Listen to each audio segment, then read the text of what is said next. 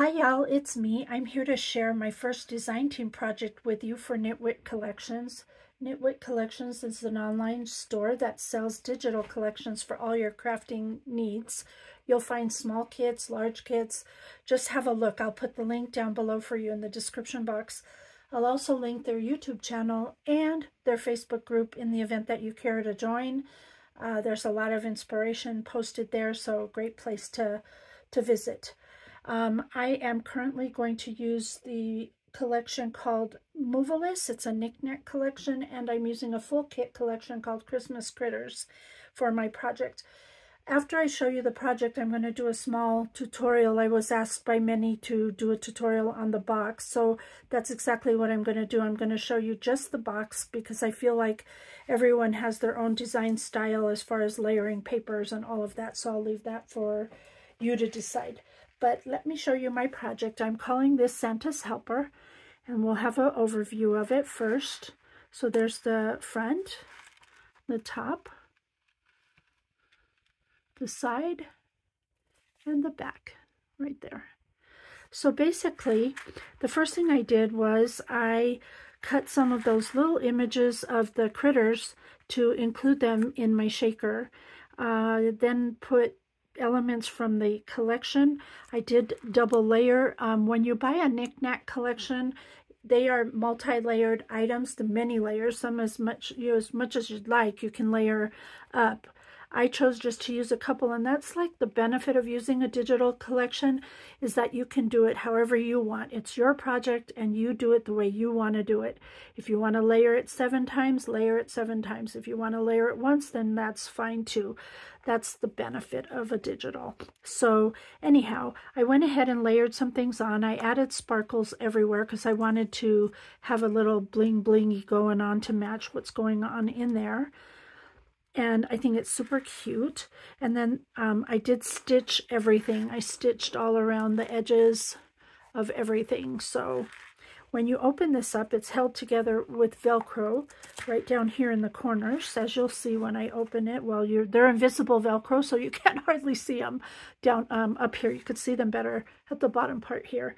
Anyhow, this is the overview of what this looks like when you open it. There's 2 pockets in here, a front pocket and a back pocket. And you can literally fill this up with anything that you want to. You can do swaps with your friends and they fill it up with something and you fill it up with something and send it to each other.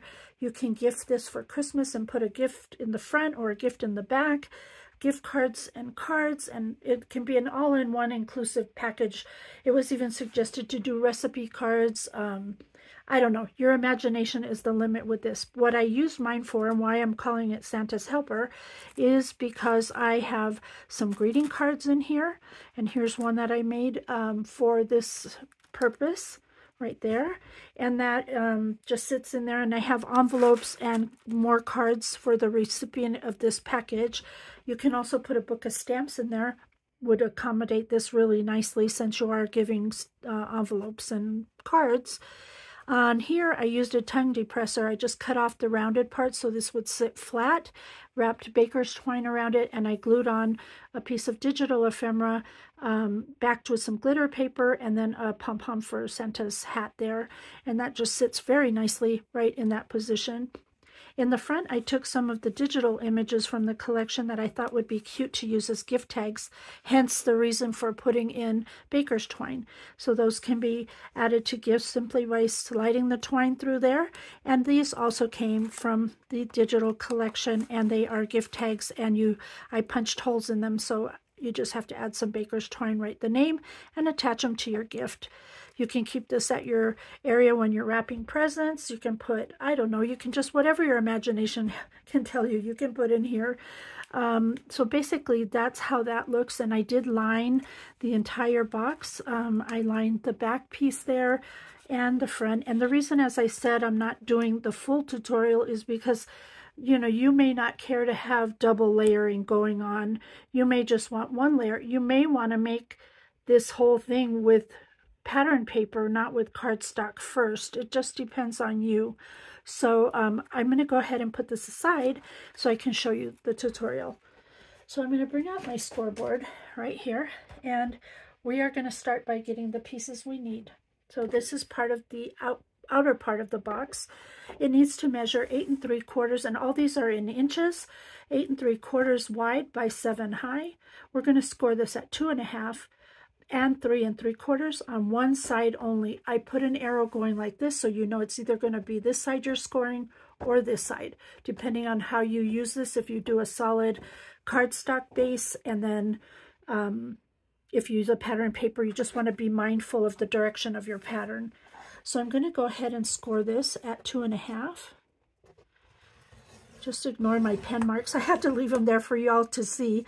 And 3 3/4 right here. There we go. Okay, we're going to set that aside for the moment. The other part of the outer box that we need is going to be 7 inches wide by 6 inches high. We're going to score that at 1/2 inch and 1 3/4 inch only on one side, either top or bottom. Again, being mindful of whatever paper you choose to use to do this. So we're going again with 1/2 inch. And then we're going with 1 3/4 inch right there. I'm going to go ahead and set that aside. Now we need the 2 pockets that are going in the front. One of them is going to be 10.5 inches wide by 2.5 inches high.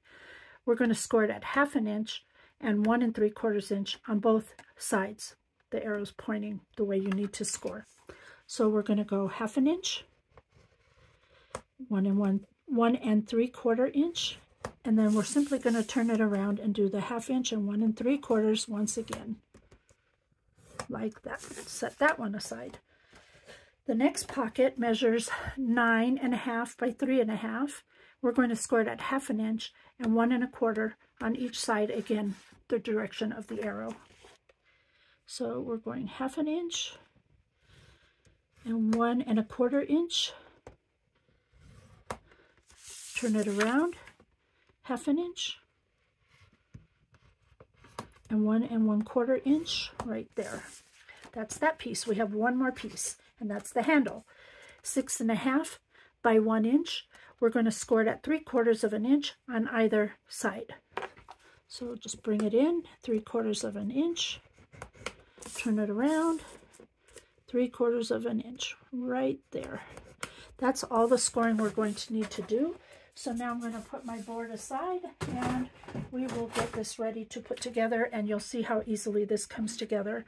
The first thing we're going to do is we're going to fold on all of our score lines.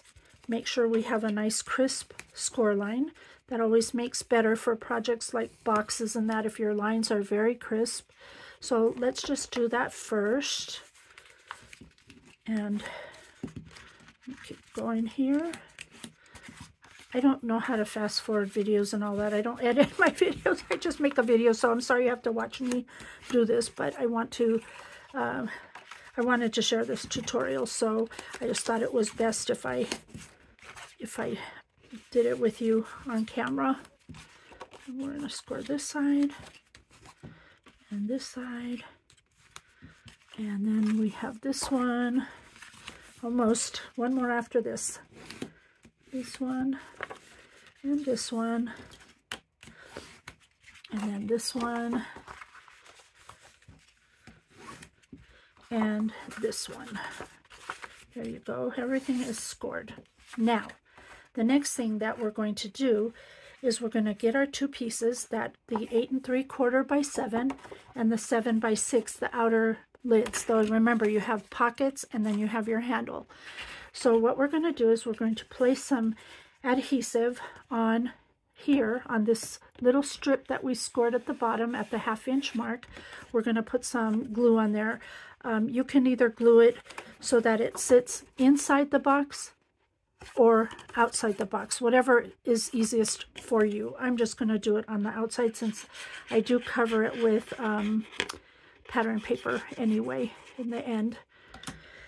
So you just line this up and make sure that the box can fold. I just like to fold it on itself like that, so to make sure that it sticks nice and tight there.